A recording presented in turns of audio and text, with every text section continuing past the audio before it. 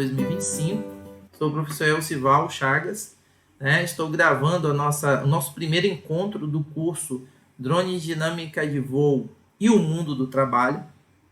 Temos aqui presente o professor Leandro, não consegui identificar outro professor, apesar de outros professores terem feito a inscrição, sem problemas. Ademais, são estudantes do Instituto Federal Baiano. Temos presentes aqui campus Guanambi, alunos do campus Guanambi, campus Uruçuca, campus Governador Mangabeira e campus Catu. Tá? Pois bem, iniciando a nossa explicação, eu gostaria de apresentar para vocês, eu vou compartilhar aqui, pessoal, a tela, tá certo? E vou apresentar para vocês aqui a nossa estrutura de curso, para que vocês possam entender, tá certo? Como o curso está estruturado. Vou compartilhar aqui uma segunda tela. E vamos lá.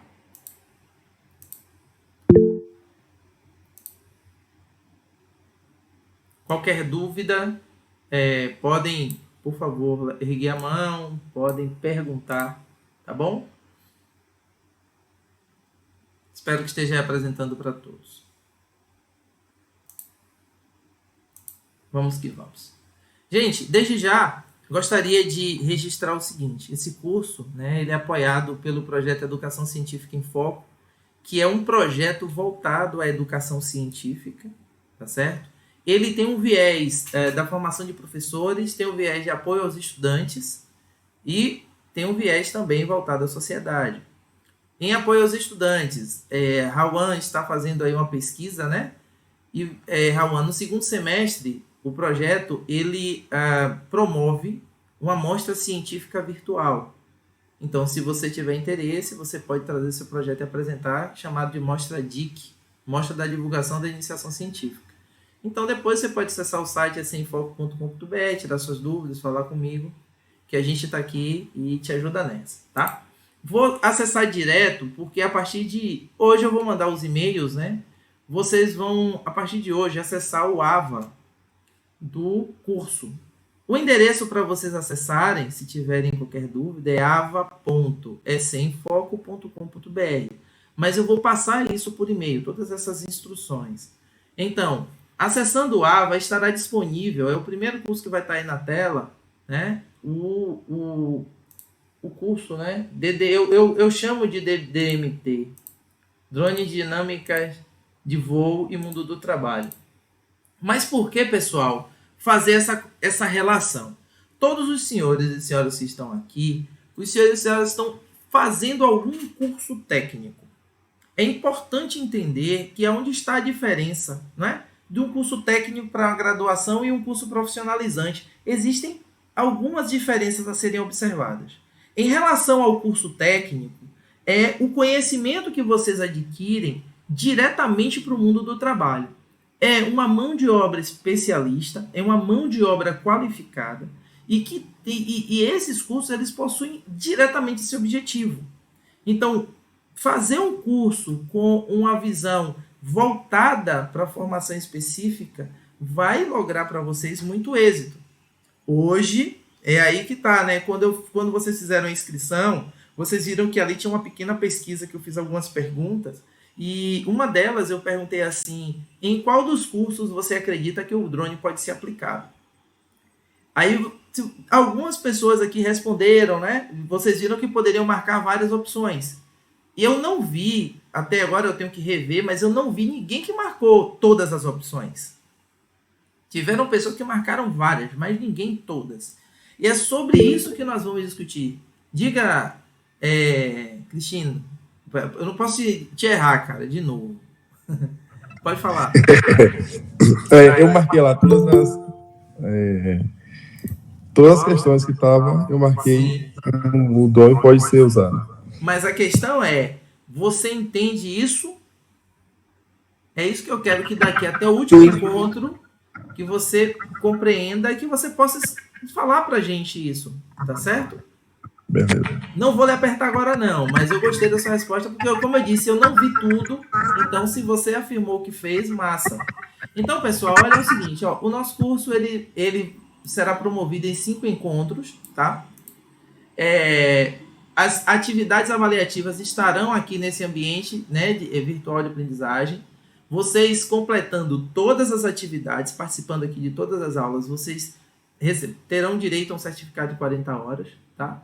Claro, aqui tem os detalhes do curso, depois vocês podem visitar, que vocês terão acesso. Ah, Val, e aí? Como é que eu vou ter acesso ao curso? Enviado o e-mail, o login e a senha de vocês será o CPF de vocês, tá certo?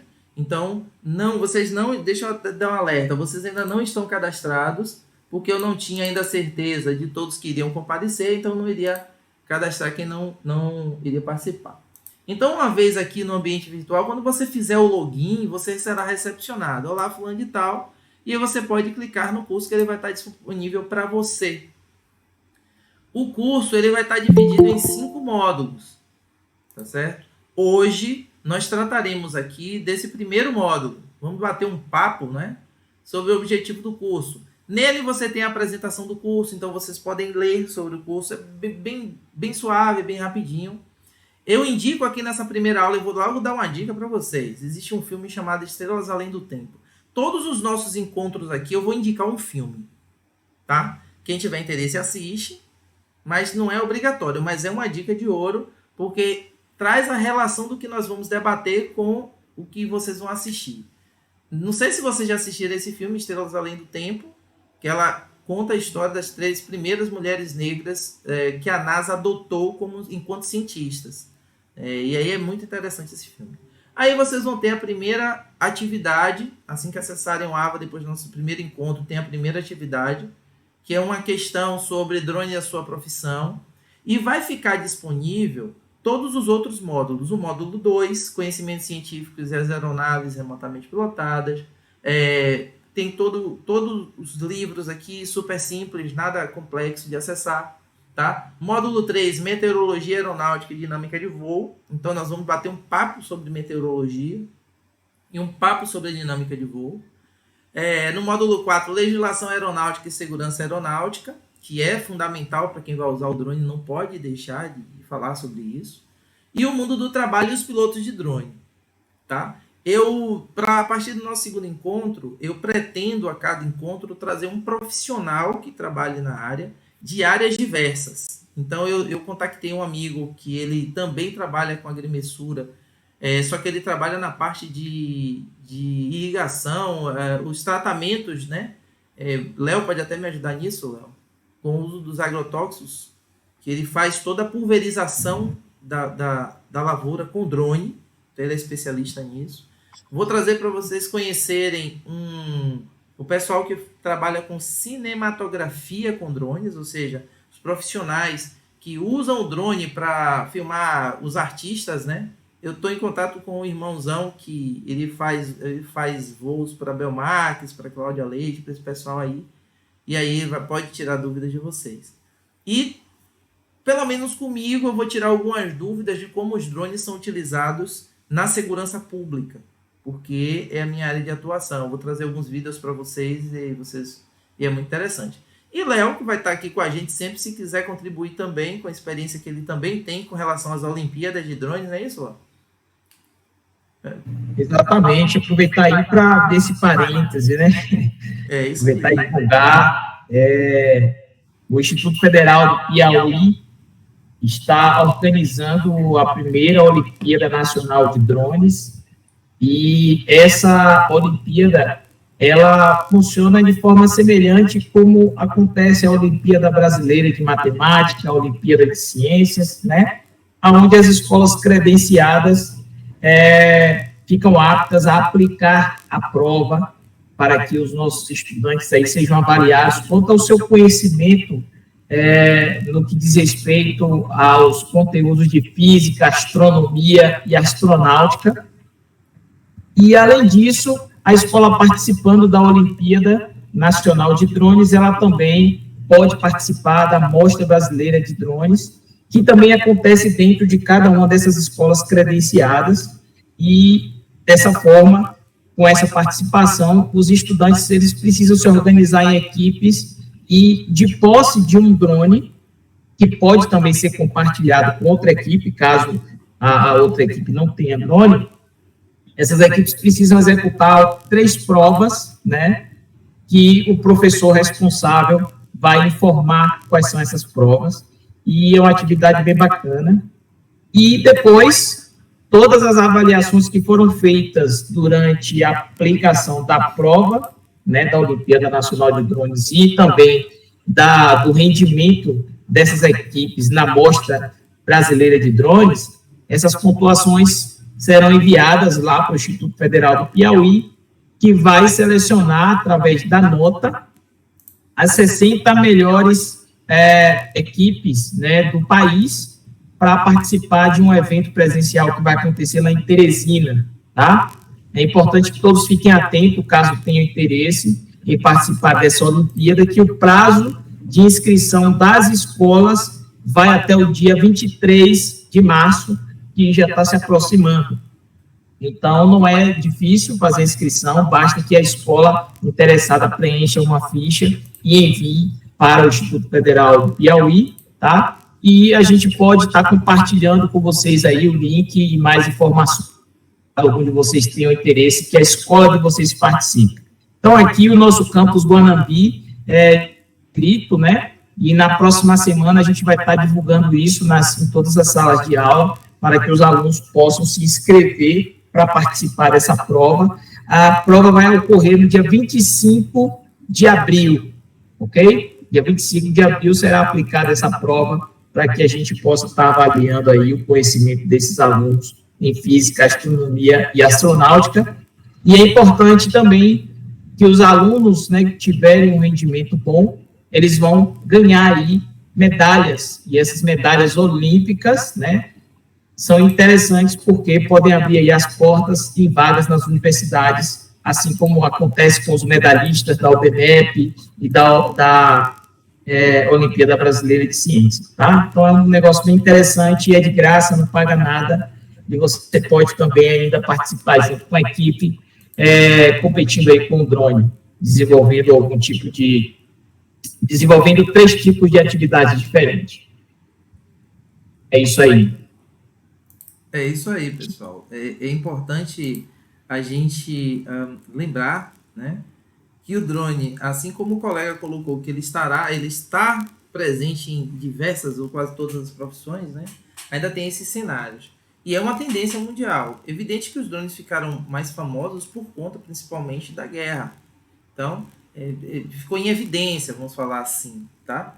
E aproveitando esse momento, eu vou finalizar só a apresentação do curso, tá certo? Do AVA, do ambiente virtual, que vocês terão acesso. Como eu disse, eu preciso fazer só esse pente fino, a gente vai manter esse contato, eu vou montar um grupo, como eu disse, de WhatsApp, vou mandar para o e-mail de vocês o link desse grupo, vocês vão acessar esse link, tá? Vão acessar o grupo, vamos dizer assim, e a partir daí a gente começa a se comunicar. Quem tiver dificuldade de acessar o AVA, eu posso ajudar, enfim. Vamos manter em alta esse diálogo aí.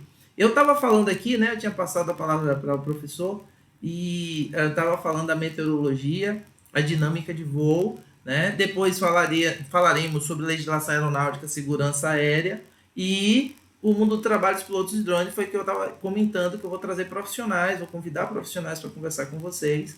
E assim, o pessoal de Guanambi está confirmado uma aula experimental com o Leandro, tá? Uma aula experimental com o drone.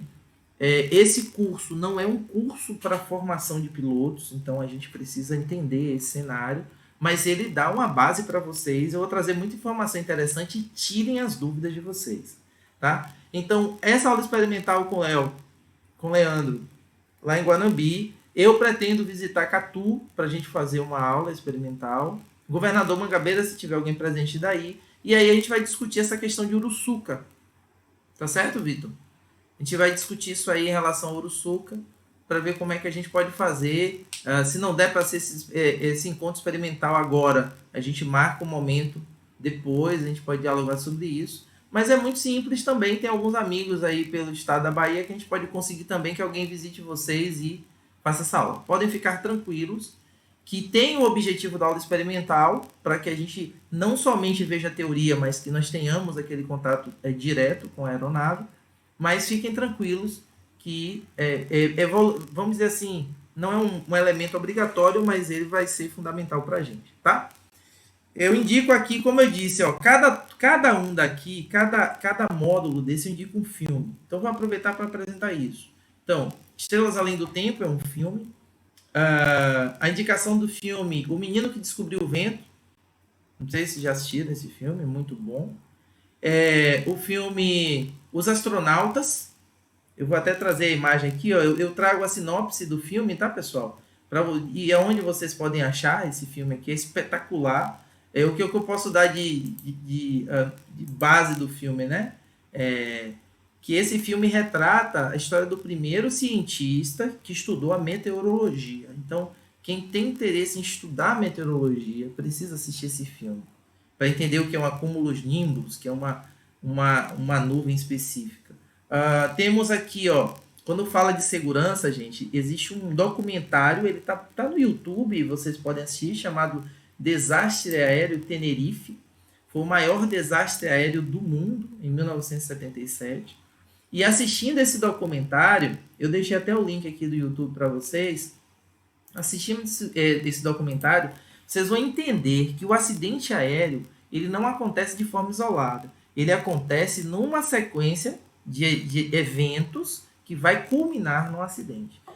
O último filme que eu indico tem a indicação do filme Drone também. É um filme novo, tá? Decisão de Risco também envolve drones. E Top Gun Maverick, porque ele traz já a questão do combate aéreo com uma aeronave, tá? Que é caracterizada como drone. E aí, a partir de agora, vamos adentrar propriamente dito, né, nessa questão do curso. Então, vamos bater um papo sobre conteúdo, sobre conhecimento para vocês, né? Depois visitem, tá, pessoal? Cada explicação aqui de cada tópico desse explica o que é o curso. O que eu quero tratar com vocês aqui, ó, é o seguinte: conhecimentos científicos e as aeronaves remotamente pilotadas. Pessoal, primeira pergunta básica. Quem quiser abrir o microfone aí, se jogue. O que é um drone? Quem se joga nessa resposta? Vou contar até quanto. Quem vai abrir o microfone? Renan. Quem tá aí? Quem das meninas que estão aí, que vão abrir o microfone? Rapaz, é mesmo, né? Todo mundo vai me deixar aqui voando, né? Veículo remotamente pilotado. Gustavo, abre seu microfone, viu, cidadão? Esqueça esse negócio de chat aí que a gente tem que conversar, viu? Tô aqui atento a todo mundo. Emily tá aí, Eric, Felipe, Flávio, Gustavo. Tem 2 Gustavos na sala. Tem João Pedro. Tem João Pedro Meira. Mas tem um cara aqui que tá doido para falar, chama-se Flávio Rodrigues. Cadê ele? Venha. Boa noite a todos. Boa sou noite. Luiz Flávio, sou do campus Guanabara e estou aqui hoje num VANT, um drone, um VANT, um veículo aéreo não tripulado, ou RPA, ou ARP, em brasileiro, em português. Perdão, eu não ouvi a última parte. FPA? ARP. ARP. Seria o termo mais correto, digamos, em português. Gente, eu vou sair da tela aqui para pegar uma caneta. Alguém mais gostaria de falar alguma coisa?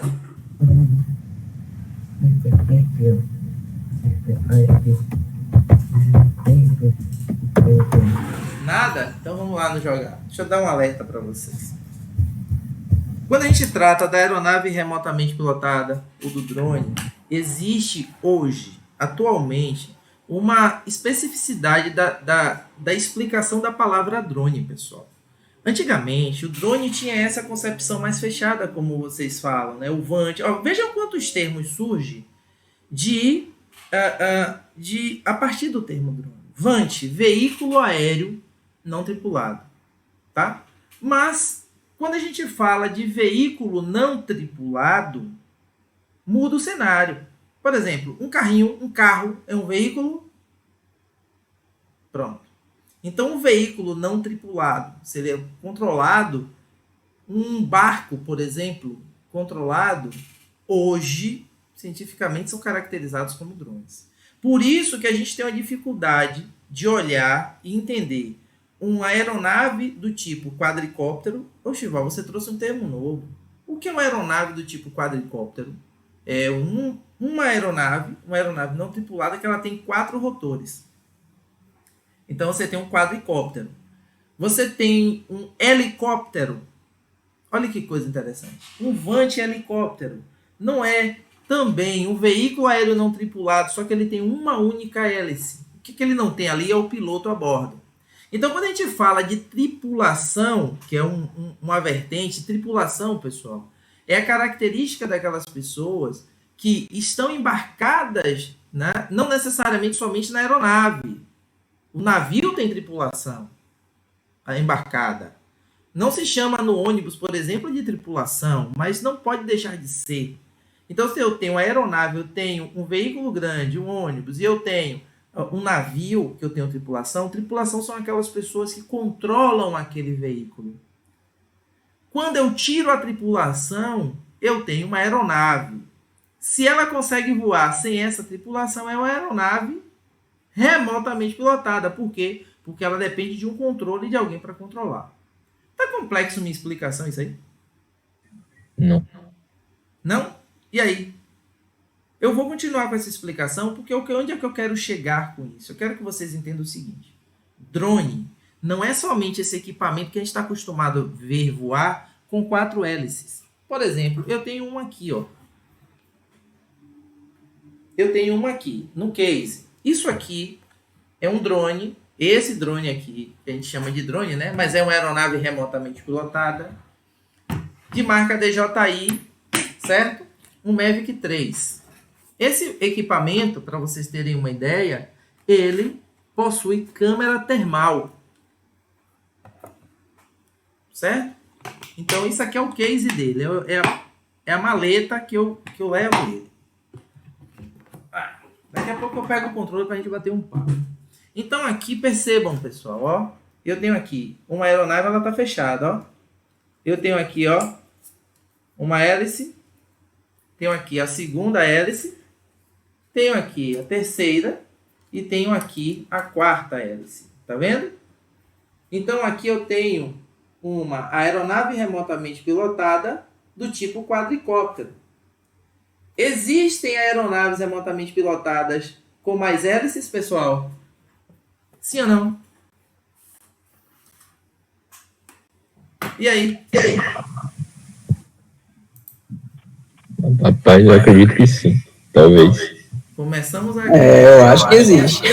Acho que existe.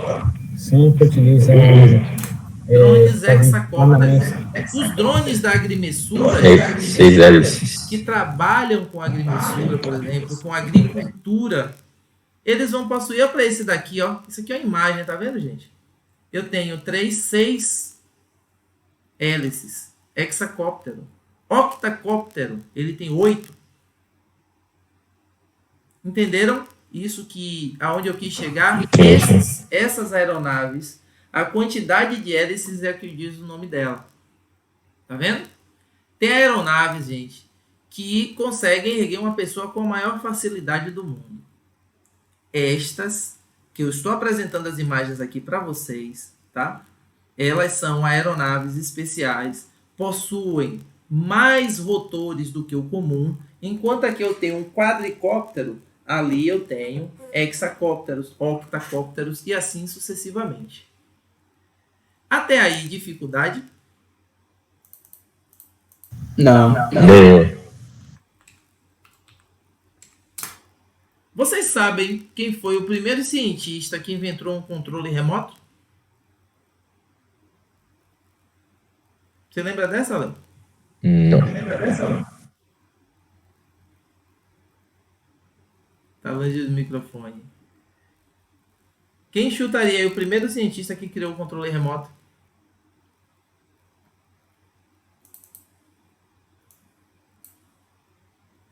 Ninguém? Tá bom. Vou falar para você. Essa tá difícil. Essa é muito fácil. Foi um cara chamado Nikola Tesla. Nikola Tesla foi ele quem criou o primeiro controle remoto. E ele controlou um pequeno barco, tá? Num tanque. Então, na época dele até duvidaram, acharam que tinha alguém embaixo mergulhado, movimentando e tal. Então, por que eu estou falando a questão do controle remoto? Porque existem dois modos básicos de voo da aeronave remotamente pilotada, que pode ser, que é o chamado três modos, desculpem. Existe o voo manual, ou seja, o piloto está ali controlando a aeronave. Existe o voo automatizado, que é o que? Eu programo a aeronave, o que ela tem que fazer, ela vai lá e faz e pousa no lugar. E existe o voo autônomo. No Brasil, por enquanto, é proibido aeronaves remotamente pilotadas autônomas. Por que autônomo? O equipamento autônomo é aquele que ele vai decolar e ninguém mais consegue interferir no voo. Entenderam isso ou mais ou menos? Entendi. Eu tenho uma pergunta, uma questão. Pergunte, João. Fala aqui de Salvador, capital da Bahia. Existem drones que podem ser controlados por IAs, assim, inteligência artificial? Pronto, boa, excelente pergunta. Sim, não é a questão do controle absoluto, porque eu trago a resposta para você exatamente disso que eu disse, exatamente o que eu falei. A legislação brasileira, ela não permite o voo autônomo, quer dizer, a aeronave decola e ela por si só faz tudo. Ela necessita de um determinado controle. E se eu entrego o controle dessa aeronave a uma IA, então seria um voo absolutamente autônomo por controle independente do homem. Aí seria muito mais grave. O que existe é a utilização da IA como um recurso que se agrega ao voo do drone. Por exemplo, você tem hoje IAs que fazem reconhecimento facial. Então você está com o drone ali voando, captura o rosto da pessoa, ele faz o reconhecimento facial. IA que faz identificação de placas de veículo, a Polícia Rodoviária Federal usa isso, por exemplo. Existem alguns institutos federais, universidades que fazem pesquisa e usam o drone, por exemplo, para detectar foco de dengue, para detectar infiltração, para fazer avaliação de terreno, enfim. Então, utiliza-se a IA agregada à imagem desse drone como um recurso. Mas o voo do drone, enquanto a IA controlando, não é permitido pela legislação. Existem experimentos, mas comercialmente não. Entendeu a minha resposta? Entendi. Obrigado. Beleza. E escutem só. Então, eu tenho uma aeronave, eu estou falando de aeronave. Falei o tempo todo de aeronave. Aí, eu não deixei claro, mas eu vou fazer a pergunta. Vocês entendem que um barco de controle remoto, ele é chamado de drone? Ou não conseguiram entender isso ainda? Um aparelho é controlado remotamente, sim. Pronto. É isso que eu quero que fique claro. Por quê? Vocês já perceberam que existe, o pessoal chama comumente de vante. Veja bem. Porque você vai ver, eu vou colocar aqui na pesquisa, pronto, já me apresentou. Veículo aéreo não tripulado. Vocês perceberam que quando chama de vante parece muito mais um avião? Pronto, são drones. Então, é por isso que é confuso. A gente está assistindo o jornal e fala assim, o líder de tal, líder terrorista foi morto por um drone. Aí todo mundo pensa que é um desse daqui, correto? Não é isso? Pronto, essa é a sacada. Então eu tenho drones, ou melhor, aeronaves remotamente pilotadas, de asas rotativas, porque isso aqui é que é a asa do drone, né, pessoal? É isso aqui que é a asa do drone, desse específico. O quadricóptero, ele funciona a partir de hélices, como funciona um helicóptero. Eu tenho as aeronaves remotamente pilotadas de asa fixa, que é o exemplo desse aí, ó, que vocês estão vendo na tela, tá? São asas fixas. Eu tenho as aeronaves, aí eu já tenho os veículos não tripulados aquáticos, existem submarinos, existem embarcações, veículos terrestres não tripulados, tá? Então o drone abarca todo esse conjunto de coisas e a partir daí você vai ter especificidades de equipamentos. Existem drones, pessoal. É estranho de falar o termo drone. Existe uma empresa, deixa eu ver se eu acho aqui. O nome dessa empresa é assim, ó, Axiom. Ela tem um veículo remotamente controlado. Espera aí, deixa eu ver aqui. Axiom Technology.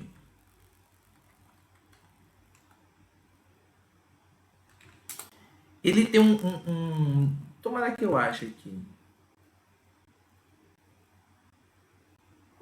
Poxa, eu não achei aqui agora.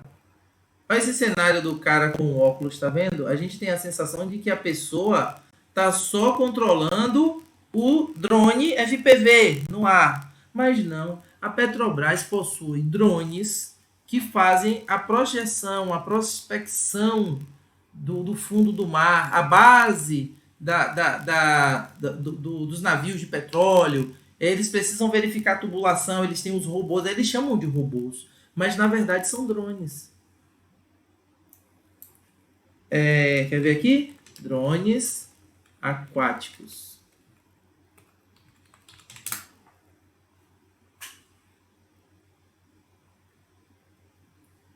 Perceberam?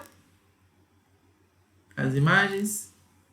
E então, vocês sabiam que se chamava assim? Olha só, temos 15 minutinhos. Quando faltar 10 minutinhos, pessoal, eu vou botar aqui no chat o novo link, tá bom? Continuando. Então, vocês sabiam que tinha essa... Alguém gostaria de abrir o microfone aí? E Beatriz, pode falar, Beatriz, por favor.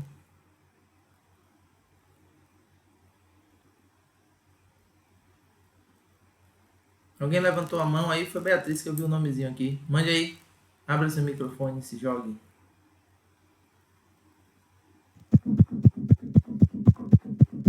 Gustavo, fala, Gustavo.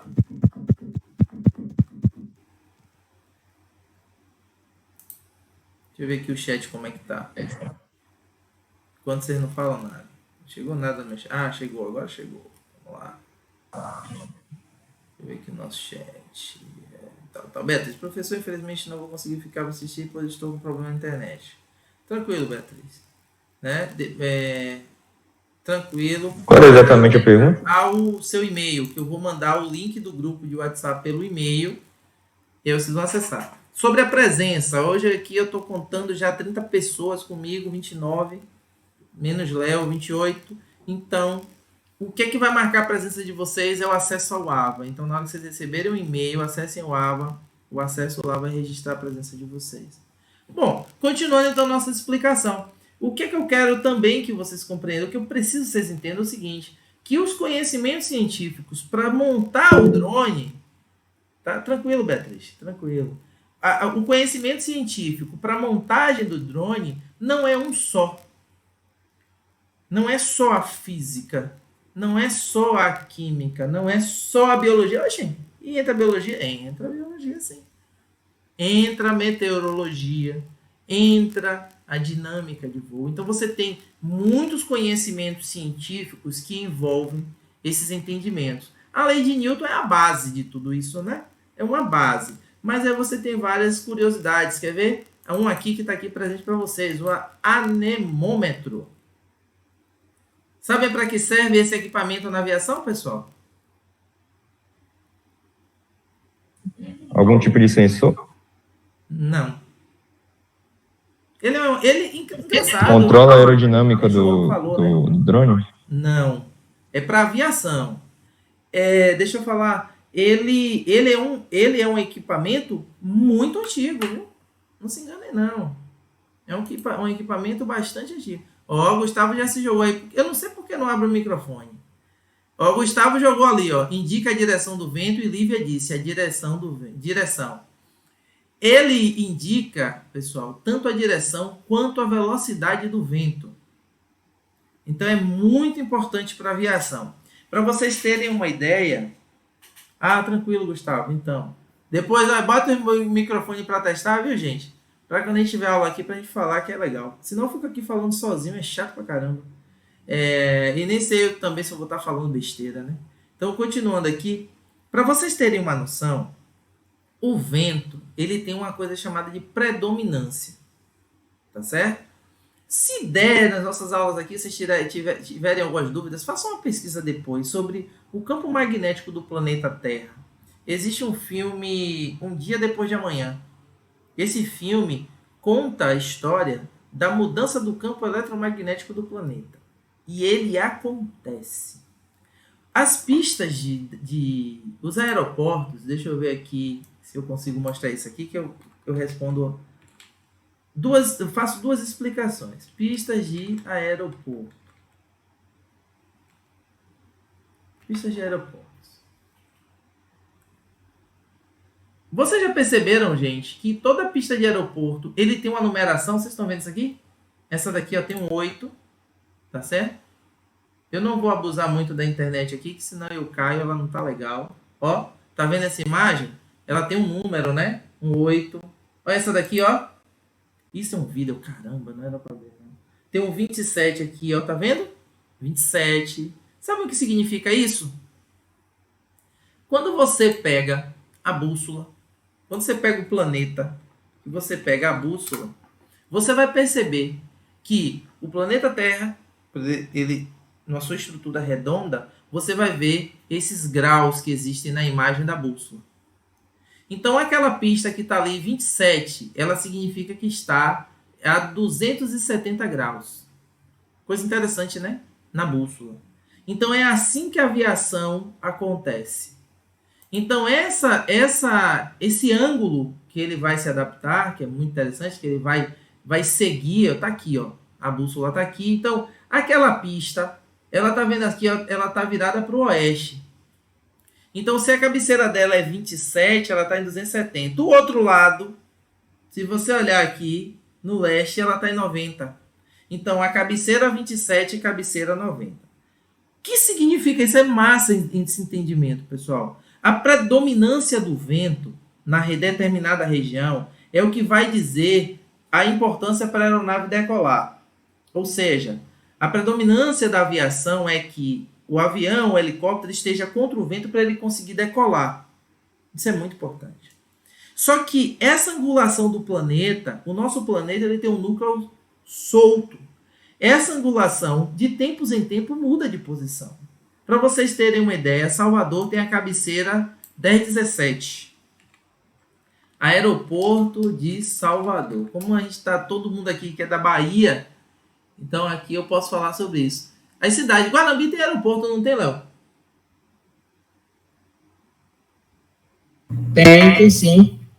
Depois, se eu não me engano, 24, parece. Pronto. Ó, quais são as cabeceiras? 24 e quanto? Eu só repeti um aqui, deixa eu ver aqui. 24, 180. Você soma 180, aí você vai ter o quê? 200 e alguma coisa, 0 alguma coisa. Pessoal, é porque aqui eu tô no Google Maps, não tenho nenhuma imagem da cabeceira do aeroporto de Salvador. Vocês vão ver que a cabeceira do aeroporto de Salvador, ela vai ser 27, deixa eu ver se eu consigo aqui. Cabeceira do aeroporto de Salvador. A principal, ela tem aqui, ó. Corrigindo aqui, Guanabara 14 e 32. 14,32. Isso. Pronto. Então entenderam que isso tem uma relação com a bússola. Pronto, beleza. Aí eu vou finalizar explicando o seguinte. Lembra que eu falei que o núcleo do planeta, ele é solto. Então, esse núcleo do planeta, de tempos em tempos, ele muda essa posição do campo magnético da Terra. E aí essa posição muda o sentido da bússola. Então, de tempos em tempos, vai sendo calculado isso. Salvo engano, a cada 100 anos chega a se mudar 1 grau.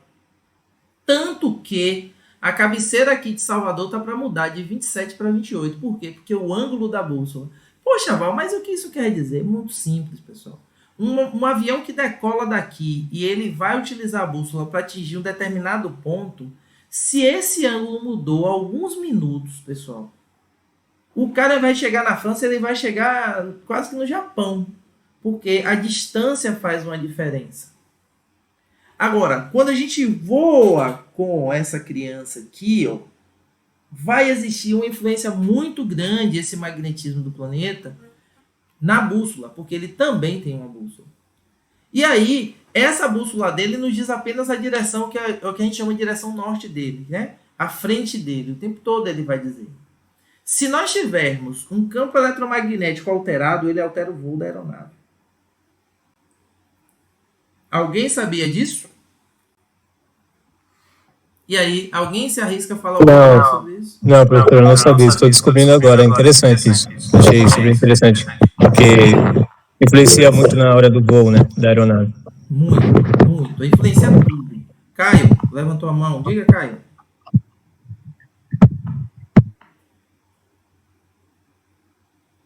Você fechou o microfone. Fala, Caio.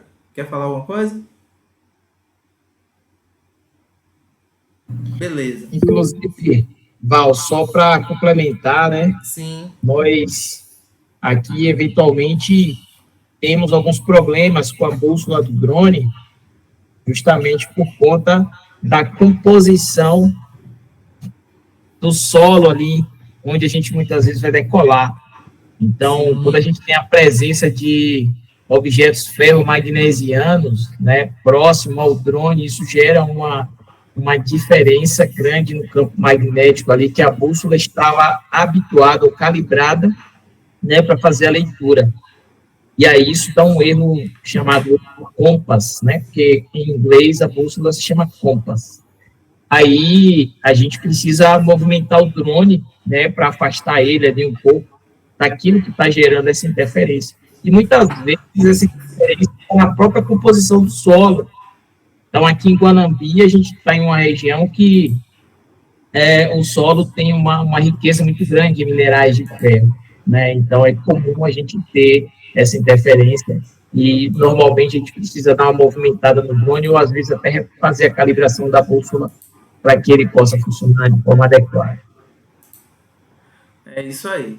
Ó, pessoal, vou agora fazer a mudança de sala, tá, gente? Para que a gente continue. Vou botar o link da nova sala no chat, tá bom? Aí quando a gente voltar, Flávio, eu te respondo essa, cara. Pode ser? Vou botar o link aqui agora rapidinho. Deixa eu construir a sala aqui.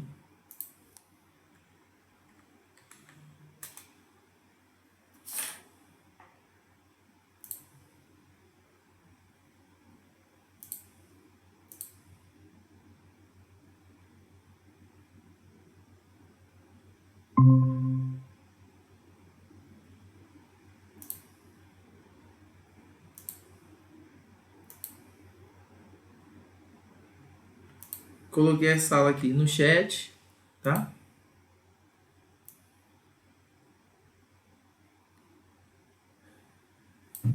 Então vamos lá, pessoal, acessar o novo link aí, para que a gente possa dar continuidade aí a essa aula aí com o nosso amigo Elcival. Todo mundo migrando para outra sala. Tô saindo aqui e já tô na outra sala esperando por vocês.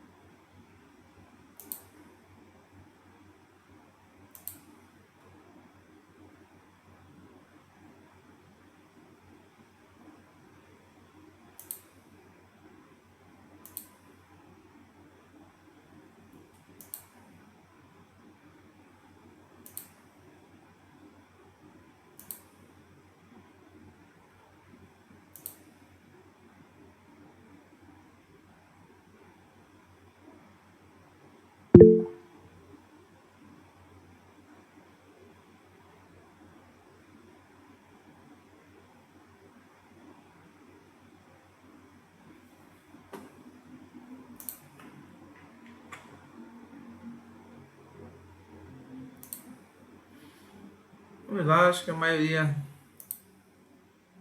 Vamos lá, acho que a maioria já está aqui, né? Nós estávamos com 30. Ao passo que chegarem, a gente continua. Compartilhando novamente aqui a tela que estávamos trabalhando.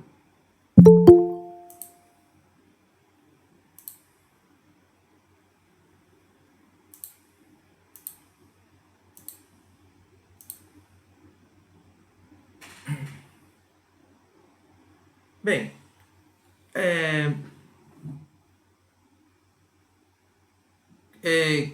Cristino, você levantou a mão. Acho que Flávio tinha levantado a mão na outra sala, né? Por favor, fiquem. Sim, Façam a sim. pergunta. Tá? Voltando nesse assunto de que forma essa leitura é feita, como seria feito esse cálculo do grau? Você pode fazer a pergunta de novo, ficou um pouco baixo. De que forma essa leitura é feita? A leitura, Sim. pronto. O campo eletromagnético do planeta ele é monitorado o tempo inteiro. Existem equipamentos específicos que eles fazem essa leitura. Entendeu, Cristiano? A própria bússola, ela passa a se comportar de um modo diferente. É um dos fatores que influenciam nisso. Sim. Então, Leandro, há pouco, né, comentou o seguinte: quando vai se decolar um drone de um terreno que tenha componentes ali no seu. Vou dar um exemplo meu. Vou contar uma história minha, uma resenha para vocês. Agora, quem ri de minha cara, eu vou ficar zangado. Eu fiz um curso certa feita na Chapada Diamantina. E aí, o professor não, né? O instrutor da gente, que era um bombeiro, o cara sabia muito de orientação, né? Para você fazer a orientação, existem corridas de orientação. Para você fazer a orientação, você precisa da bússola. Tá, beleza. Mas a minha super experiência, a sabedoria do universo todo, o que é que eu fazia? Nós tínhamos, ele tinha feito uma aposta, nós já tínhamos acho que 4 ou 5 dias no mato. E aí você no mato vai comer só coisa pouca, né? Você não tem nenhum luxo. E aí ele fez uma aposta de um pedaço de carne de sertão. E quem conseguisse alcançar todos os objetivos na orientação no meio do mato. Tá. Eu, na minha humilde sabedoria, peguei o diacho da bússola e botei em cima de uma pedra para não ficar movimentando, porque a ansiedade era grande. E aí me lasquei. Por quê? Porque a pedra ferromagnética ela influenciou no direcionamento da bússola. É exatamente isso que Leandro explica. Que o campo eletromagnético dos materiais que estão no entorno ali do solo, né, de onde você está, vai influenciar. Antigamente, eu não sou tão velho assim não, mas é algo que parece até novo para vocês. Quando você tem o início do uso da tecnologia, principalmente do computador, você tinha os chamados disquetes. Os disquetes, hoje você tem um pendrive, aí você fala, pô, pendrive e tal, mas você tinha os disquetes. Os disquetes, antes dos CDs, ele tinha uma gravação chamada de gravação magnética. Então, quando o leitor magnético fazia a gravação da informação nele, massa. Só que se você chegasse e se aproximasse muito de um campo eletromagnético ou um campo magnético muito intenso, ele perdia informação. É a mesma coisa, o cara botar um disquete no bolso e ir atrás de psirico no trio elétrico. Quando ele estiver do lado da caixa de som, ele ali tem um grande campo eletromagnético. Nós voamos aqui no Carnaval de Salvador, por exemplo. Né? Eu nem me apresentei, daqui a pouco eu até me apresento. E aí, o que que acontece? Quando nós estamos voando drone no Carnaval de Salvador, pessoal, a gente sofre muito com a interferência dos trios, porque eles têm campos eletromagnéticos muito intensos.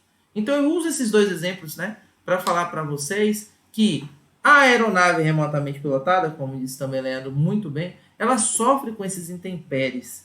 Então voar uma aeronave, montar uma aeronave, não envolve somente uma ciência. Perceberam que eu falei do campo magnético, a questão do georreferenciamento? Isso é geografia. Falar sobre a questão do campo magnético, do campo eletromagnético, isso é física. Envolve geografia? Envolve, mas já tem uma relação maior com a física. Eu estou mostrando para vocês aqui na tela, que vocês depois acessem, quando acessarem o Ava, leiam, são páginas simples. Né? Eu tenho aqui dinâmica de voo e meteorologia. A meteorologia influencia como na aviação? Tá? Pessoal, existe um efeito das nuvens chamado de downwash. Xing, eu vou lembrar o nome, agora me falhou a memória. Downwash é o helicóptero que faz. Poxa, perdão, eu vou lembrar a palavra e digo a vocês. Existe um efeito da nuvem, gente, que ele dispara uma rajada de vento e água, que quando a aeronave está decolando, ela sofre isso, ela causa uma pane, ela cai verticalmente. Então por isso que tesoura de vento. Hã? Tesoura de vento. A tesoura de vento ela acontece, Leandro, muito mais quando você tem montanhas. Porque ela turbilhona o ar. Não é downwash, não. Eu vou lembrar o nome agora. Porque a tesoura de vento, deixa eu ver aqui. Não sei se ele trata esse efeito como tesoura de vento. Se for, você está certo. Alguns tratam como tesoura, exatamente isso aqui, ó. Tesoura de vento, isso aí. Mas tem um outro nome, viu, Léo? Cortante de O termo vento. em inglês é wind shear, parece. Alguma coisa. Isso, wind shear, isso mesmo. É a tesoura de vento que você trouxe, é muito interessante. Isso aqui, ó. Exatamente essa imagem aqui, ó, pessoal. Que ele mostra isso. Quando a aeronave vai passar... É porque está pequeno, não sei se vocês estão conseguindo ver. Tomara que eu consiga ampliar a imagem aqui. Tá vendo? Wind shear. Tá vendo aqui? O avião vem, um exemplo, ele vem no modo de... Ele vem na chamada rampa de pouso.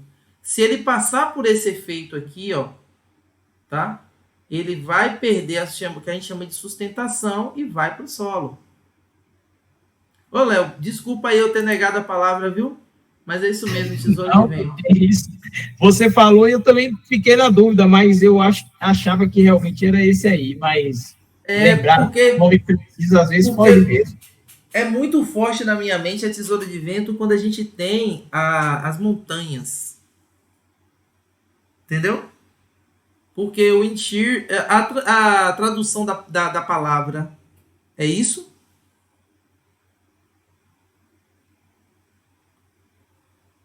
Depois você dá uma olhadinha. Mas enfim, vocês entenderam o que significa isso, pessoal? Isso aqui é um exemplo, ó. Um avião jamais deve passar por aqui, ó. Ele vai cair. Entenderam? Então a meteorologia, ela é muito importante para a gente entender. Outro efeito são os raios, né? Aí quem estudar a gaiola de Faraday e tal vai entender. E a dinâmica de voo. Os sistemas de aeronaves remotamente pilotadas. Eu expliquei a vocês o que é o drone. Então a gente já entendeu, eu acredito, que o drone é qualquer equipamento, qualquer veículo que seja controlado remotamente. Aí a partir daí eu tenho as aeronaves remotamente pilotadas, eu tenho os veículos terrestres remotamente pilotados e os veículos aquáticos remotamente pilotados. Então, são diferentes. Já existe um detalhe interessantíssimo, gente, que foi um dos precursores na questão da criação das aeronaves remotamente pilotadas, que foi a chamada bomba V1.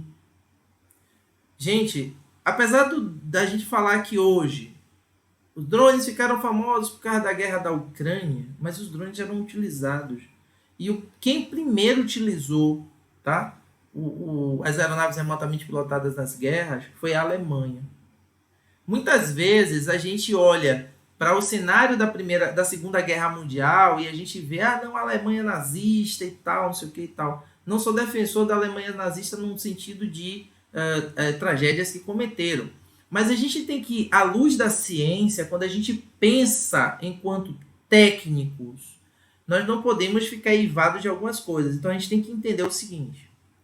A Alemanha sempre esteve anos-luz em relação à ciência mundial, na época da Segunda Guerra. Porque foi a Alemanha que introduziu os primeiros aviões, Foi a Alemanha que criou o primeiro avião a jato. E foi a Alemanha que criou a primeira bomba teleguiada. Essa bomba teleguiada foi a primeira aeronave remotamente pilotada porque ela era teleguiada, ou seja, eram feitos cálculos de onde ela deveria cair e ela se corrigia.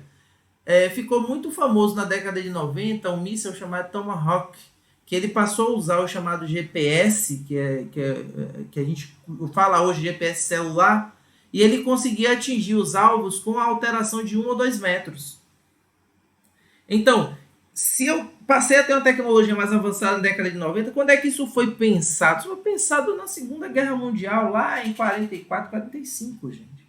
Então, a gente tem que dar uma olhada no sentido da história para a gente entender verdadeiramente como essa história se produz, como essas coisas acontecem. Então, aí, se vocês fizerem uma visita depois, no próprio AVA, tem a explicação disso, tá? E a gente não pode deixar de entender, e um olhar científico para as coisas é muito importante, que a gente não fique eivado da questão do pensamento negativista, da coisa. A gente tem que entender.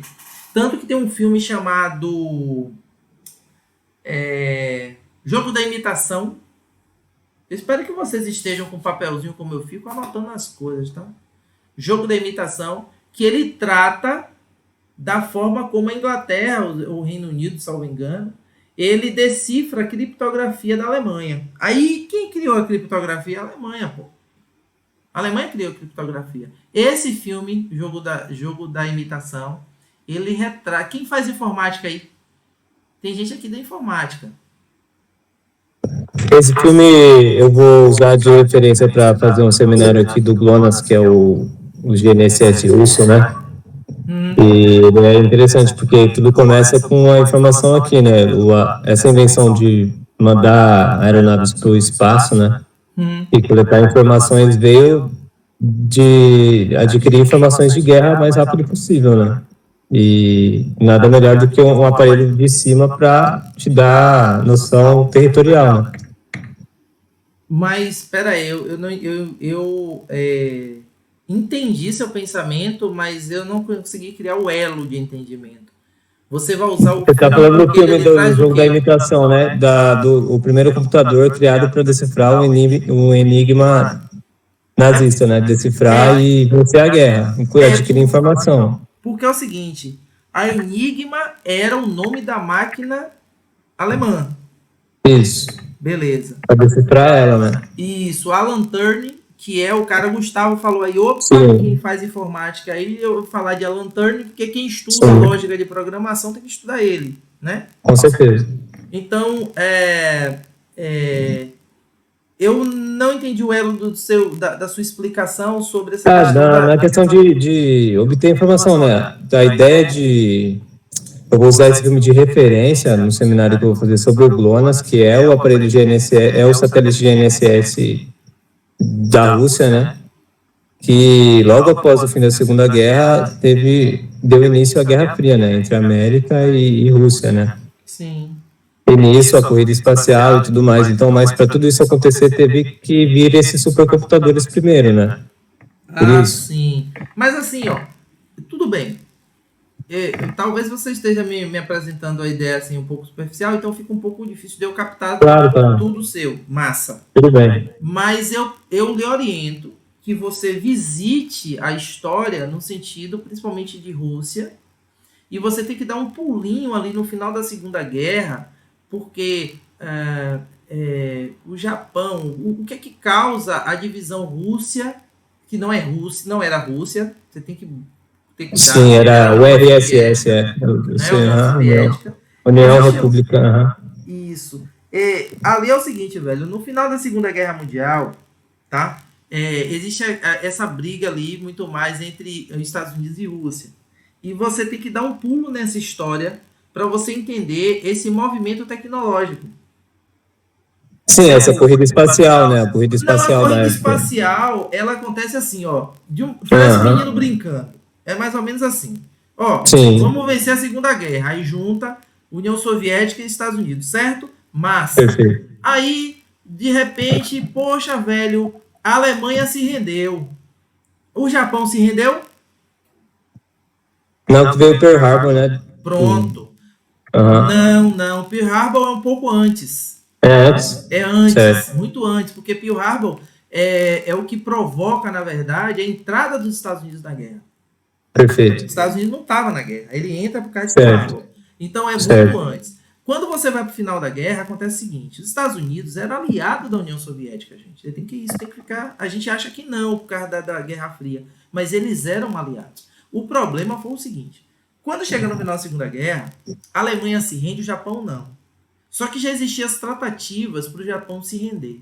A Alemanha, aí você tem que assistir aquele filme Oppenheimer, você vai entender um pouco ali. O final da história Sim. do filme é que é badalador, porque Einstein está no meio da história, Certo. ele se arrepende dos estudos da questão da bomba atômica. E os Sim, que era Estados só Unidos... o átomo, estudo de átomo, né? Era só para ser praticamente isso. Isso, por aí, a fusão atômica. Porque a ideia Sim. não era a bomba atômica, mas, Não, enfim, nunca foi. não vou entrar nesse mérito, não. A questão que eu quero que você entenda é o seguinte: os americanos, a força militar americana, pega a ideia de Oppenheimer e assume a bomba, certo? Aí chega assim, porra, velho, vai acabar. A Oppenheimer diz: olha, jogue a bomba num lugar isolado para que o Japão veja e não precisa matar todas as pessoas. Os Estados Unidos dizem: porra nenhuma, meu irmão, vou botar para arrombar. Chegou lá e pau, Hiroshima, daqui a pouco cacete, Nagasaki. Só que a União Soviética estava invadindo o Japão por terra. É o contrário. Aí o que foi que aconteceu? A União Soviética ficou puto da vida. É aí que começa o racha. Só que a União Soviética foi brigar? Não, ficou caladinha. Por quê? Porque ela não tinha bomba atômica. Aí, briga de criança. Os Estados Unidos, tem uma bomba atômica, irmão. Não se meta, não. Aí a União Soviética, tá bom, massa. Aí os Estados Unidos cometeu um erro muito grave. O Japão cometeu tantas atrocidades quanto a Alemanha nazista. Só que os Estados Unidos... É aliada, né? Era aliada. Quem? O Japão não era aliado da Alemanha? Sim, da Alemanha. Só que Sim. o Japão cometeu tantas atrocidades ou mais do que a Alemanha, gente. Só que isso não é falado no Ocidente. E aí, o que ocorreu ali? Nessa divisão, a União Soviética ficou quieta, falou assim: não, ele tem a bomba atômica, eu vou ficar no meu canto. Só que quando eles assumem a Alemanha, quando eles invadem a Alemanha, há uma divisão. Os Estados Unidos leva uma parte dos cientistas e a União Soviética leva outra parte dos cientistas. Só que existe um ponto focal que aí vocês, enquanto estudantes de curso técnico, vocês têm que entender a importância do curso de vocês, que é o seguinte: na década de 20, 30, a União Soviética investiu muito em formação técnica, que é o que vocês fazem. Quando eles chegam no final da Segunda Guerra, a União Soviética tinha uma mão de obra bem mais preparada do que a dos Estados Unidos. Então, quando ele pega os cientistas da Alemanha, a União Soviética fala assim: tá bom, irmão, você não tem a bomba atômica, me aguarde. Não demorou muito, a União Soviética, pau. Bomba atômica também. Foi muito rápido. Porque os projetos da bomba atômica, eles são oriundos ali do estudo alemão. Então, a gente não fala sobre isso. E aí, quando chega no final da história, aí tá União Soviética e Estados Unidos: pô, eu tenho minha bomba atômica, você que se meta, porra nenhuma. Aí fica os dois, um de lá da esquina, outro de cá, mandando a mãe se lenhar, e de repente a União Soviética fala: pera aí, começam as bombas teleguiadas. Desse estudo das bombas teleguiadas, a União Soviética consegue mandar o primeiro homem para o espaço, o Yuri Gagarin. Porque quando você pergunta a alguém quem chegou ao espaço primeiro, aí todo mundo, Estados Unidos, por causa da Lua. Yuri Gagarin. Mas por que eu estou fazendo, gente? Eu estou nesse envolto de histórias, tá? Para chegar ao seguinte: Yuri Gagarin chega no espaço e começa a corrida espacial, pessoal. Aí vocês vão ver a indicação do filme que eu passei, Estrelas Além do Tempo, que conta exatamente essa história. Ou seja, os Estados Unidos sempre estiveram atrás do processo. Isso aqui é interessante. Aí os Estados Unidos diz: você chegou aí no espaço, tá bom, eu vou na Lua. Entenderam uma coisa? Então a União Soviética já estava muito sufocada pelos conflitos internos. A União Soviética estava ali na divisa da Ásia. A União Soviética já tinha divisão da Alemanha, tinha uma série de problemas, gastou muito dinheiro com a guerra, enquanto os Estados Unidos ele conseguiu aos poucos avançar e angariar dinheiro. Essa é a realidade, né? Então, você criar o tanto e tudo isso aí. Por fim, Léo, só para concluir, o que é que acontece no final dessa história aí? Oi? O que acontece no final da história, gente? Eu fiz esse apanhado de histórias para vocês entenderem que a ciência, que a história, elas estão entrelaçadas e a gente às vezes não estuda os detalhes. Aí, para não fugir do nosso tema, eu venho para essa criança aqui. Quando a Alemanha cria a primeira bomba teleguiada, o projeto vai para a mão de um israelense. E ele pega e desenvolve a primeira aeronave remotamente pilotada. Eram 11 pessoas para controlar um drone. E isso lá na década de 60. Certo? Aí você tem a influência do que você falou aí, viu, Victor? Da criação do GPS, você tem a criação dos equipamentos, por exemplo, como o giroscópio, você tem a criação da bússola eletrônica. Todos esses componentes vão sendo criados até que você chega ao drone dos dias atuais. Perdão, eu não me avançar nesse assunto da... Não, porque é muito amplo, né? Uma coisa que abrange esses temas, né? Assim, Leandro, desculpa aí, Léo. Foi bom você fazer o Val que eu me liguei, velho. Eu tava viajando. Na verdade, você tinha feito uma pergunta, quem chegou primeiro ao espaço, né? Sim. E antes de Gagarin foi Laika. Cadelinha, que chegou em 1957. Tem isso também, né? Então, antes é um ser vivo a ser considerado, né? O sacrifício para a humanidade, infelizmente. Não, isso aí você não contou nem os macacos. Porque os caras não dão. Velho. Não, e vamos para a realidade dos fatos, né? Com certeza. Garante que muitos seres humanos não morreram nesses testes que a gente não sabe. Com certeza. Não, isso. Né? Alguns a gente pode citar até mais atuais mesmo, né? Vários acidentes envolvendo foguetes acontecem. Exatamente. Mas assim, é um assunto massa que a gente tem que ser desprovido de tela preta, de pano preto, tem que botar os pingos nos is, quem fez parte da história realmente, para que a gente tenha uma formação técnica de embasamento real, para a gente dizer assim, a bússola eletrônica foi criada onde? Quem lançou o primeiro sistema de GPS? O GNSS da Rússia. Você tem um sistema de georreferenciamento global da China, que não é falado pela gente. Tá? Você... É o Beidou, né? É o Beidou. Sim, da China. Então você tem uma gama de elementos tecnológicos que às vezes a gente só tem acesso a um e acha que já é um universo. Bom, já que a gente falou sobre isso aí, você tem a legislação. Não se pode voar o drone, pessoal, sem entender da legislação. Claro, eu não vou entrar agora nesse mérito de uma forma profunda, porque a gente vai falar sobre isso, mas onde eu quero chegar é o seguinte, 2 pontos-chave.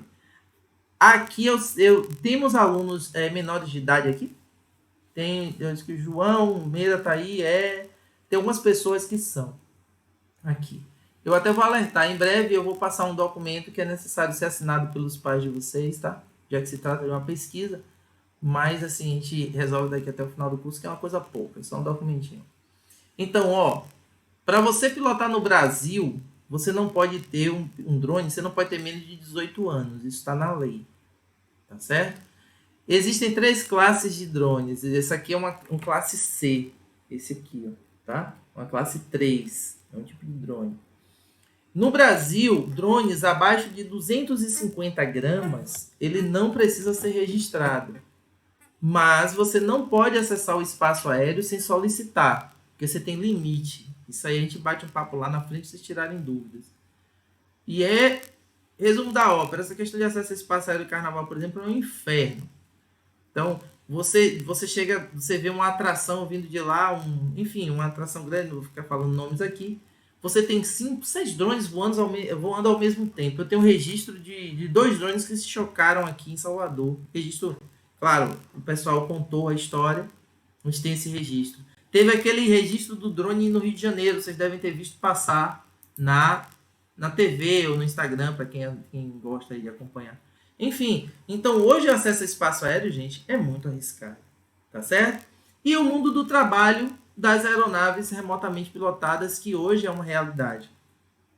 Vou deixar aqui para vocês entenderem o que é, o quanto você pode ganhar em relação ao uso do drone no mundo do trabalho.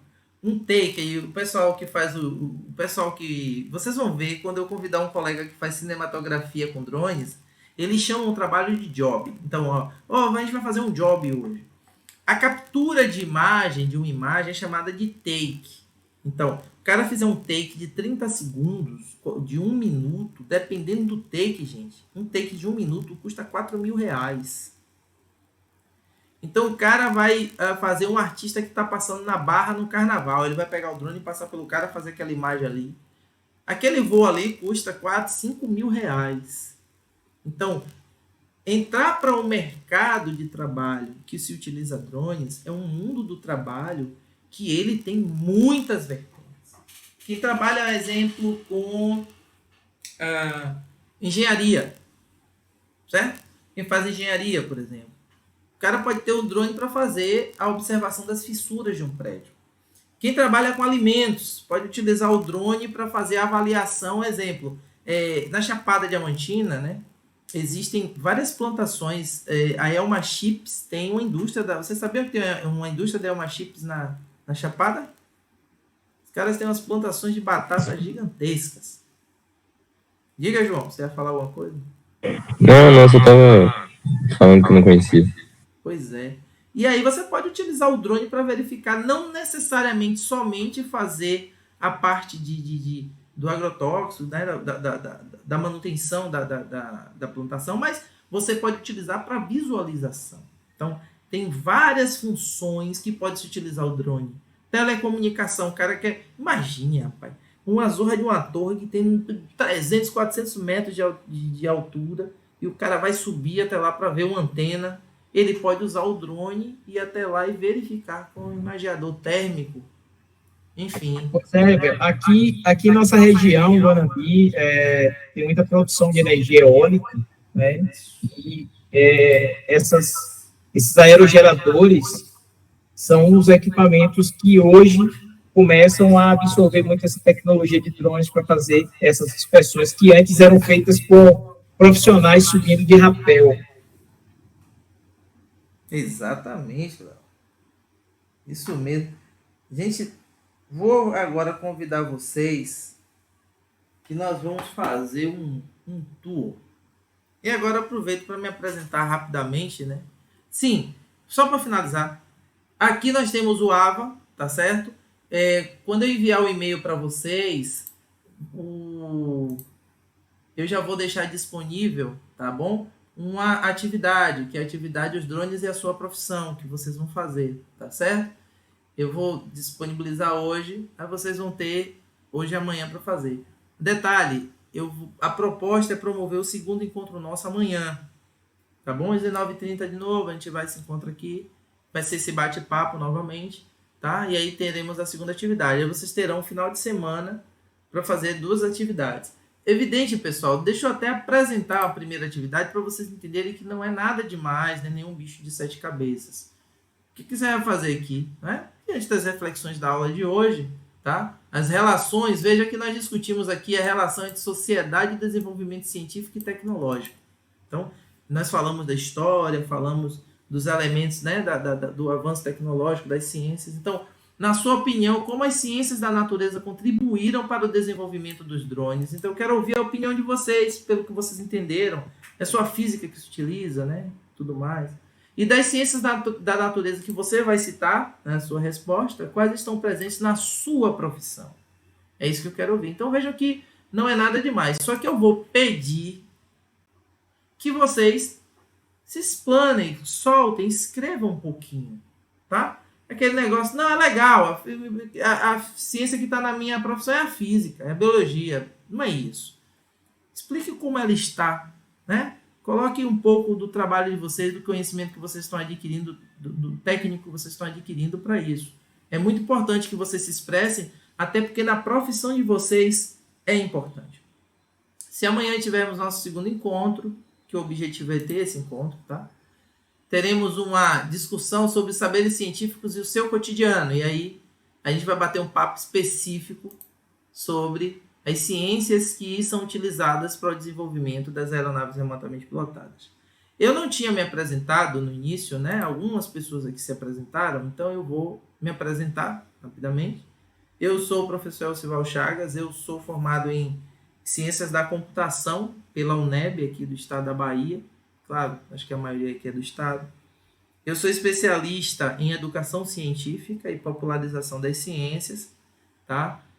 Enquanto profissão, eu sou policial militar, eu exerço a função de policial militar, e eu sou especialista em drones, eu sou especialista em aeronaves remotas. Então, meu trabalho, ele é utilizar a aeronave remotamente pilotada diretamente na segurança pública, em todos os aspectos que vocês imaginarem. Eu estou hoje aqui no grupamento aéreo da Polícia Militar da Bahia. Leandro foi um amigo aqui na turma, um corpiano, a gente chama assim, ele fez o chamado curso do Corpas, que é o curso de operador de aeronaves remotamente pilotadas. Ele foi formado pelo GRAE, então ele sabe, né? Ele sabe muito, tanto no espectro da educação quanto da questão da operação. Então é um amigo de longa data. E eu vou fazer com vocês agora um tour virtual pelo GRAE. Nós vamos visitar o GRAE e eu vou mostrar para vocês algumas coisas. E dentro dessa visita eu vou mostrar alguns detalhes do que nós discutimos aqui em aviões e helicópteros. E aí eu vou estar ouvindo vocês e vou respondendo. Pode acontecer durante a nossa visita virtual de um helicóptero pousar, porque hoje está tendo jogo do Bahia, e aí o helicóptero está fazendo esse acompanhamento do jogo, tá bom? Então, se tiver algum barulho e tal, no momento eu não vou poder falar, mas a gente vai tentando se comunicar. Antes de eu sair, vou passar para vocês aqui um pequeno vídeo, tá certo? Um vídeo que vou provocar vocês a entenderem a importância, tá? Ou melhor, o cuidado que precisaremos ter, ou que precisamos ter quando tratamos na questão do voo do drone. Tá certo? Então eu vou passar esse filme aqui para vocês. É um vídeo, ele tá no YouTube, né? Depois vocês podem até pesquisar se tiverem interesse. Tá certo? Eu vou passar ele aqui agora.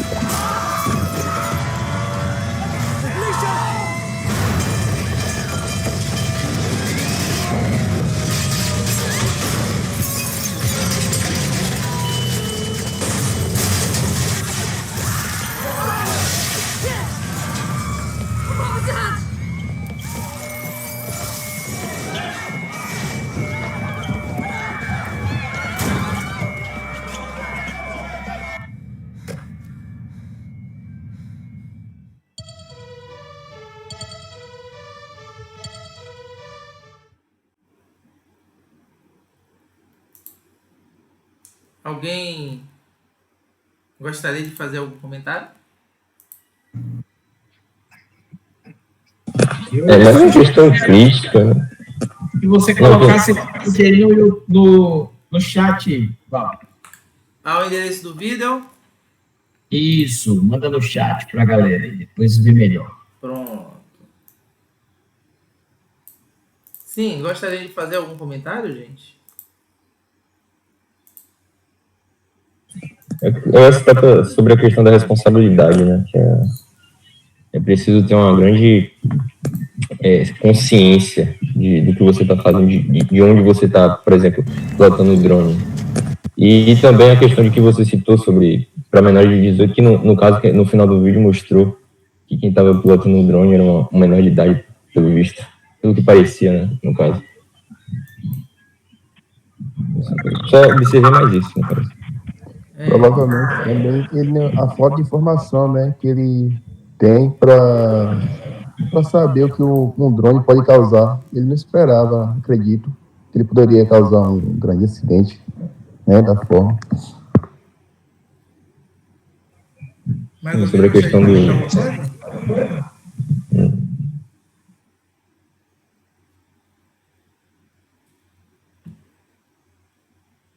Bom, eu vou entrar em paralelo com vocês aqui.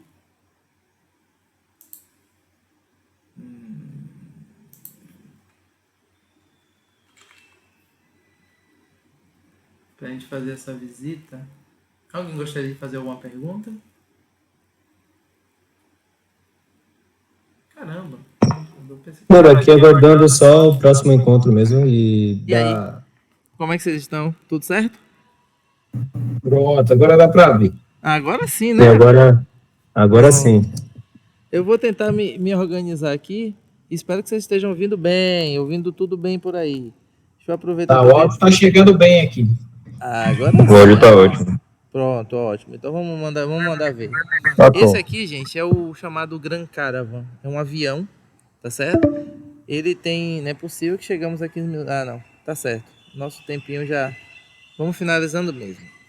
Esse é um Grand Caravan. Ele tem a capacidade... Tem uma tripulação de 2 pilotos, né? Como vocês podem ver, fica aqui à frente, aqui nesse ponto aqui, os 2 pilotos, tá? E ele pode conduzir até 11 pessoas, tá certo? Existe até uma propaganda interessante, pessoal, que fala sobre o Grand Caravan ser utilizado pela empresa Azul em Manaus. Eles usam exatamente essa aeronave aqui. Aí o que eu tenho aqui, pessoal, de aerodinâmica, por exemplo, é uma coisa interessante, ó. Uma pergunta básica: avião dá ré? Não, ele é conduzido dessa forma, mas ele não tem a opção, né, de É a pegadinha do pegadinha do malandro. Deixa eu contar pra vocês. O avião no solo, ele dá ré. Sabe por quê? Ó, aqui é o que a gente chama de pá, certo? Certo. Pá. Ó como ela é, tá vendo? Então, Certo. a dinâmica dela é, quando ele tá girando, se ela vira para um lado, ela faz esse movimento aqui, ó. Tá vendo? Então, se ela vira para um lado, ela pode mandar o ar para trás. Então, ele acelera o avião. Se ela vira para o outro lado, ela manda o ar para frente. Então, esse daqui é um dos mecanismos que o avião tem para ele desacelerar o avião quando o avião pousa. Então, quando você vê aquelas turbinas do jato que eles abrem a turbina e ele emite um ar muito forte ao contrário, não é isso que acontece? Sim. Se o avião estiver parado e ele emitir aquele ar contrário, ele vai para trás. Compreenderam? Isso é aerodinâmica, pura aerodinâmica. Outra coisa aqui, ó. Isso aqui dele, ó. Essa parte branca dele aqui é o radar meteorológico desse avião. Então, esse avião, ele avalia as nuvens, se elas estão carregadas, para ele não passar por dentro das nuvens. Isso daqui, ó, eu vou tirar aqui, talvez ali no helicóptero vocês vão ver melhor. Isso aqui, ó, é o chamado tubo de Pitot. Já ouviram falar nisso? Não. O tubo de Pitot tem uma função interessantíssima. O tubo de Pitot, ele faz a avaliação da velocidade da aeronave. Então o ar entra, faça uma pesquisa aí, tubo de Pitot, e vocês vão ver. O helicóptero, ele é bem interessante. Esse daqui, ó pessoal, esse aqui é um helicóptero, tá? É chamado de EC. Ele tem 4 pás, observe. Ele tem 4 pás, isso aqui é uma pá, tá vendo? Ele tem 4 pás. E ele tem 2 motores. Aí o que é interessante no helicóptero é que ele tem 2 tubos de Pitot. Por exemplo, se eu vim aqui, ó. Isso aqui é um tubo de Pitot. Por que ele está em vermelhinho aqui em cima? Ele está dizendo cuidado quente. Então, o que acontece com esse tubo de pitot aqui, pessoal? O ar passa, ele tem um diafragma interno, e aí automaticamente esse diafragma ele vai indicar a velocidade da aeronave. Vocês já ouviram falar, existe um acidente do avião chamado da Air France. Esse avião saiu de Recife, ele caiu no Atlântico, tá indo para a França. E o que foi que aconteceu com esse avião? Esse tubo de pitot, ele entupiu. Então o avião perdeu a noção de velocidade. Aí o piloto começou a fazer esse movimento para ganhar velocidade até que ele foi e se chocou contra o mar. Por conta apenas desse equipamento aqui. Então aqui eu tenho as hélices. Aí sabe o que é interessante? Isso aqui é uma aeronave de asa rotativa. Então a asa do helicóptero é isso aqui, pessoal. A asa do helicóptero é isso aqui, ó. Enquanto a asa do avião é isso aqui. Então quer dizer o seguinte, o helicóptero é uma aeronave de asa rotativa, enquanto o avião é uma aeronave de asa fixa. Por isso nós temos os drones que são quadricópteros, ou seja, ele tem a asa dele rotativa, e nós temos os drones que são aviões que têm as suas asas fixas. Eu estou caminhando aqui pela parte interna do GREA que eu vou ver o outro helicóptero que está aqui. E aí vocês vão ver uma coisa muito interessante. Então eu estou chegando aqui com vocês, certo? Ó, olha só. Aqui você tem um outro helicóptero. Qual a diferença desse helicóptero para o outro, por exemplo? Certo? Isso aqui é um helicóptero da Polícia Militar. O que você tem de diferente dessa aeronave aqui para a aeronave que eu mostrei ali agora, ali há pouco, né? Esse helicóptero, por exemplo, ele tem três pás. Então aqui, como eu tinha falado, né, é a asa dele. Então você tem essa pá, você tem essa pá aqui, tá certo? Se eu olhar lá para o outro lado, se eu der um giro aqui, você vai ver a terceira. Perceberam ali? A terceira pá que tá ali, né? Vocês estão vendo esse negocinho aqui em cima? Deixa eu ver se eu aponto corretamente. Aqui, ó. Aqui em cima. Tá vendo isso aqui? Vocês estão me ouvindo bem? Sim. Vou botar de lado para vocês verem o formato. Parece... O Leandro, você lembra de Spraction Man? Eu sei que você lembra. Rapaz, eu lembro pouco. Eu era muito novinho ainda. Os heróis antigamente tinham esses negócios no capacete, né? Isso aqui, pessoal, do helicóptero, ó. Vocês deduziriam para que serve? Não é o mesmo tubo que você tinha falado? Não é o mesmo tubo de pitot que você estava falando? Não. O pitot dele tá aqui, ó. Olha o tubo de pitot dele aqui, ó. Desse helicóptero tá aqui, ó. Ele tá lá em cima. Parece mais como se fosse um direção. Não sei. Talvez eu chute muito alto aqui o R. Questão de direção do vento, talvez. Não. Você sabe o que está na direção do vento desse helicóptero aqui? Essa seda. Tá vendo? Ah, tô vendo. Uma coisinha tão simples, né? É uma sedinha isso aqui. Isso aqui é caro pra cacete, viu? Mas é uma seda. Então quando ele tá voando, de acordo com que o vento esteja, ele vai indicando aqui ao piloto. Então voltando à pergunta, o que de acha isso aqui, ó? Deixa eu ver aqui, apontei certo aqui. Alguma das meninas aí se joga nessa? Pessoal, tá bom, ninguém quer falar, eu vou falar. Isso é o chamado corta-cabo. Ou seja, se o helicóptero estiver voando e se bater com algum cabo de rede elétrica, alguma coisa aqui, ele vai correr aqui, chegar ali, ele vai romper. Porque se ele atingir o rotor principal, que é o que ele tá lá em cima, ó, se ele atingir isso aqui, a aeronave vai pro chão, pô. Entenderam a função daquilo ali? É um corta-cabo. Sim, auxilia na proteção do helicóptero. Exato. Ó, um aqui, ó, na parte inferior da aeronave, ó. Você tem uma na parte superior e você tem um aqui na parte inferior. Ele encaixa. É tipo uma lâmina, né? É uma lâmina. É tipo uma lâmina, vamos dizer assim. Essa aeronave, por exemplo, ela tem um motor só. Tá? A outra que eu mostrei tinham dois. Isso aqui a gente chama de cone de cauda, isso aqui, ó. Isso aqui que tá aqui embaixo, ó, é tudo antena da aeronave. Tá vendo? E sabe o que é mais interessante de tudo? Não sei se vocês vão perceber, eu vou pegar de um outro ângulo. Eu queria que, assim, se vocês olharem de frente, não parece um pouco. Aí eu vou pegar um pouco de lado. E agora, assim, nesse formato aqui, ó. Pronto, assim. Pronto. Olhando ele por inteiro, aí eu faço uma perguntinha. Ele parece com algum animal? Uma libélula. Um quê? Um tipo de libélula? Uma libélula? Talvez. Vou ajudar vocês. Gustavo, parece o quê, Gustavo? Não parece, não. Isso não parece uma libélula, não. E aí, alguém chuta? Gente, Não sei. mata um animal marinho. Uma baleia? Quase. Quase, Ravana. Um golfinho aí. Golfinho. Quase. Aquela cauda ali, onde tem o número 1 lá. Tubarão. Um tubarão. Exatamente. Perceberam a cauda de tubarão? Sim. Bem pontuda.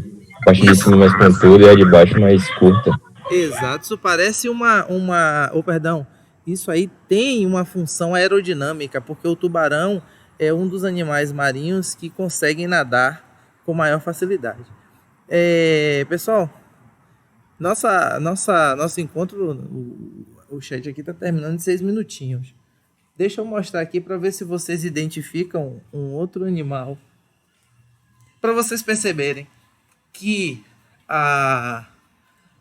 como a ciência utiliza a própria natureza, né? Não é à toa que é chamado de ciências da natureza, como ela utiliza a própria natureza em benefício do homem, na construção das suas tecnologias. Aí eu vou mostrar esse daqui, aí eu quero que vocês me digam que animal parece esse daqui agora. E aí? Deixa eu ver se eu melhor. Aqui, melhorei. Assim. Parece alguma coisa? É algum animal marinho também? Não. Ravana, vai chutar? Porque Ravana foi a primeira a ir perto, viu? Ela foi na baleia. E olhando assim de frente.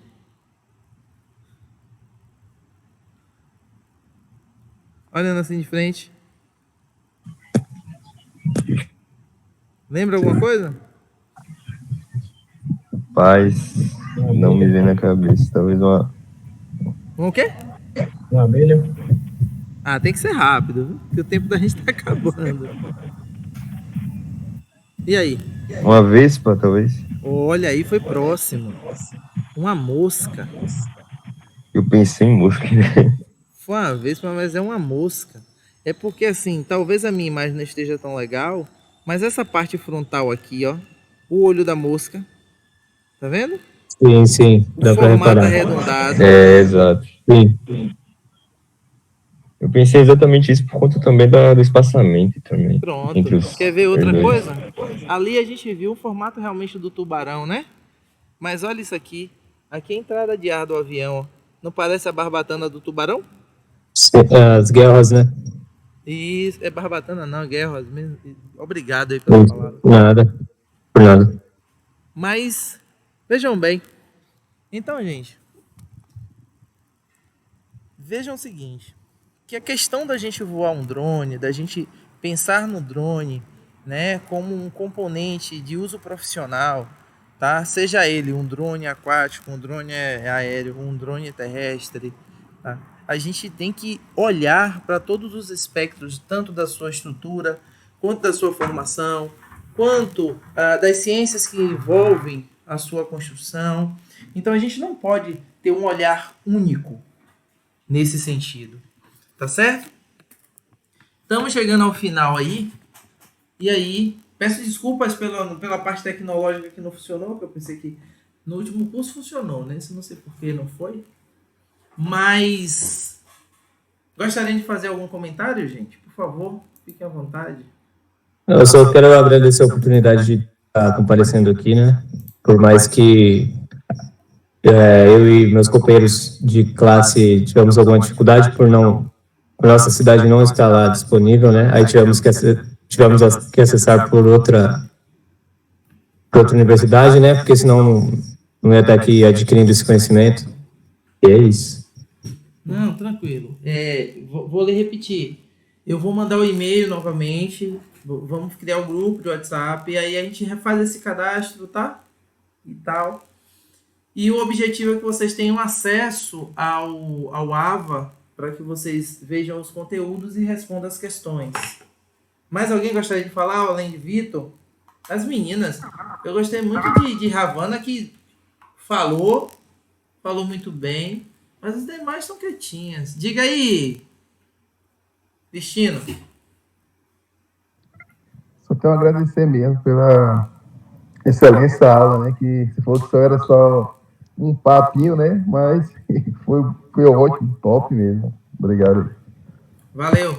Nossa aula está acabando, temos 1 minuto, mas não esqueçam, fiquem atentos ao e-mail, tá? Ainda hoje eu vou enviar esses e-mails aí para vocês.